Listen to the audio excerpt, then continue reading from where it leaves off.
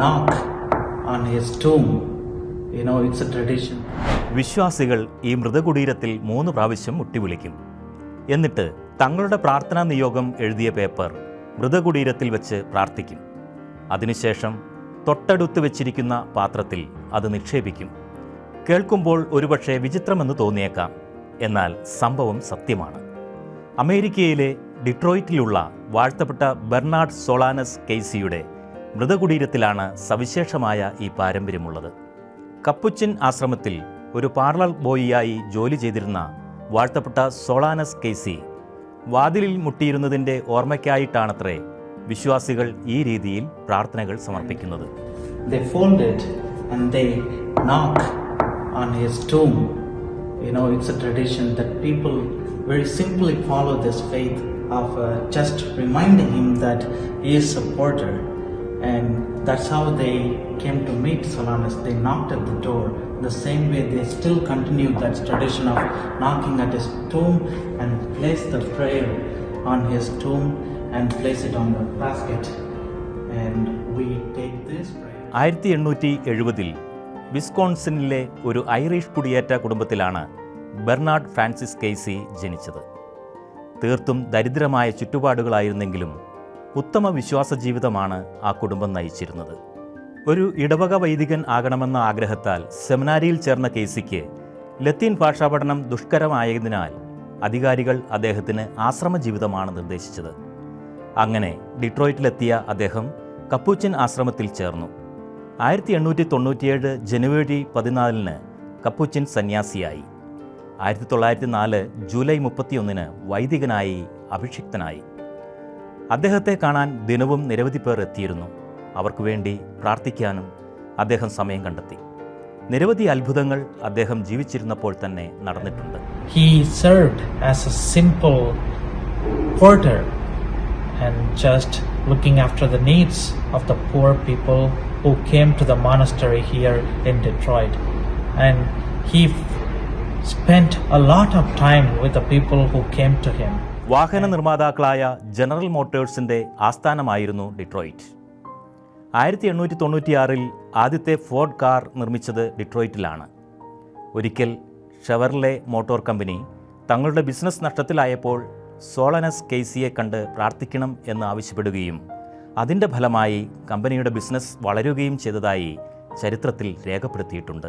Here in the Solanus Casey Center, and we also offer the sacrament of reconciliation, which is very important. We feel that it's a healing ministry, and for past year we Detroit നഗരത്തിൽ തലയുയർത്തി നിൽക്കുന്ന ഈ തീർത്ഥാടന കേന്ദ്രത്തിൽ നിരവധി പേരാണ് പ്രാർത്ഥിക്കാനെത്തുന്നത്. Franciscan സന്യാസിമാർ മേൽനോട്ടം വഹിക്കുന്ന ഈ തീർത്ഥാടന കേന്ദ്രത്തിൻ്റെ ഏറ്റവും വലിയ പ്രത്യേകത ഇവിടെ നടക്കുന്ന വിശുദ്ധ കുമ്പസാരമാണ്. ചൊവ്വാഴ്ച മുതൽ വെള്ളിയാഴ്ച വരെയാണ് ഇവിടെ കുമ്പസാരിക്കാൻ അവസരമുള്ളത്.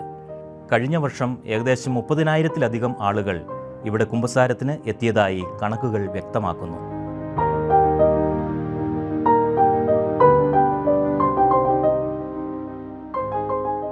ഈ ആശ്രമത്തിലെ കർത്താവിൻ്റെ തിരുസ്വരൂപത്തിനും ഏറെ പ്രത്യേകതകളുണ്ട്. വിശ്വാസികൾ ആ രൂപത്തിൽ സ്പർശിച്ച് പ്രാർത്ഥിക്കുന്നതുകൊണ്ട് തിരുസ്വരൂപത്തിൻ്റെ നിറം തന്നെ മങ്ങിയിട്ടുണ്ട്. കൗൺസിലിംഗ്, ഹീലിംഗ് പ്രെയർ തുടങ്ങിയവയും ഇവിടെ നടക്കുന്നുണ്ട്. 25ഓളം സന്യാസിമാരാണ് ഇപ്പോൾ ഇവിടെയുള്ളത്.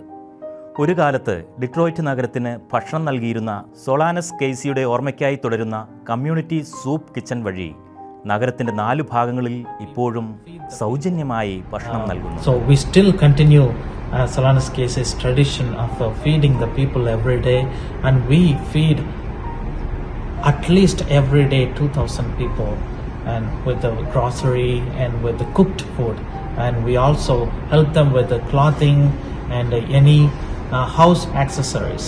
സുവിശേഷത്തിലെ അഷ്ടസൗഭാഗ്യങ്ങൾ വിശദീകരിക്കുന്ന സ്റ്റാച്യൂകളും ഈ ആശ്രമത്തിന്റെ പ്രത്യേകതയാണ്. സുവിശേഷ ഭാഗ്യങ്ങൾ ജീവിതത്തിൽ പകർത്തിയ വിശുദ്ധാത്മാക്കളുടെ ഐക്കണുകൾ അവരുടെ ലഘുജീവചരിത്രത്തോടൊപ്പം ഇവിടെ നൽകിയിരിക്കുന്നു. കരുണയുള്ളവർ ഭാഗ്യവാന്മാർ എന്ന സുവിശേഷ ഭാഗത്തോടൊപ്പം വിശുദ്ധ മദർ തെരേസയുടെ സ്റ്റാച്യുവും ഇവിടെ ഇടം പിടിച്ചിട്ടുണ്ട്. 1957 നിത്യതയിലേക്ക് വിളിക്കപ്പെട്ട കെയ്സിയുടെ മധ്യസ്ഥതയിലൂടെ പിന്നീട് നിരവധി അത്ഭുതങ്ങളാണ് സംഭവിച്ചത്. 2017 നവംബർ 18 ഡിട്രോയിറ്റിലെ ഫോർഡ് ഫീൽഡിൽ 70,000-ഓളം വരുന്ന വിശ്വാസികളാണ് അദ്ദേഹത്തിൻ്റെ വാഴ്ത്തപ്പെട്ട പദവി പ്രഖ്യാപനത്തിൽ പങ്കെടുത്തത്. He did just not only serve the Catholic, he served everyone who came to him. People who were Muslims, people who were not Christians at all, and they knew there was something with the Blessed Solanus Casey.